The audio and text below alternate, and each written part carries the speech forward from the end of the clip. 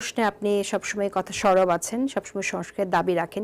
এই সরকার সংস্কারের ক্ষেত্রে কি যেভাবে এগিয়ে যাচ্ছে সেটাতে আপনি কতটুকু আস্থা রাখেন? আমি একটু আপনাকে যোগ করতে চাই এখানে। সম্প্রতি আমরা দেখেছি যে আমলাদের দিক থেকে জনপ্রশাসন যে সংস্কার কমিশন সেটারও কিন্তু একটি দাবি করা হয়েছে প্রত্যাহার করার জন্য।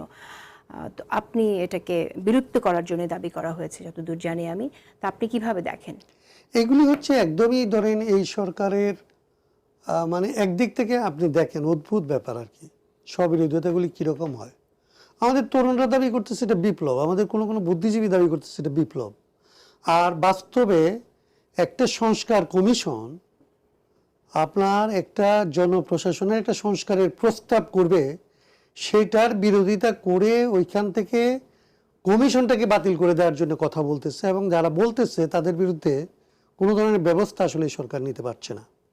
তাদের সাথে লজিক্যাল যে আচরণ হওয়ার কথা, এটা যে কোনো সরকার করতে পারে, যে আমি এই সরকার পরিচালনা করব, আমি কোন জায়গাটা প্রশাসনের কি করতে হবে, বিচার বিভাগের কি করতে হবে, সংস্কারের প্রস্তাব করার জন্য কাউকে বলতে পারবো না।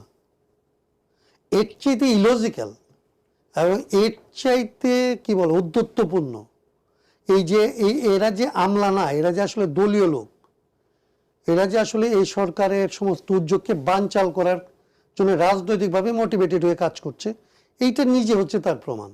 এবং এই সরকার এই জায়গাগুলিতে খুবই দুর্বল অবস্থান নিয়েছে, যেটা জনগণের আকাঙ্ক্ষার সাথে আসলে যায় না।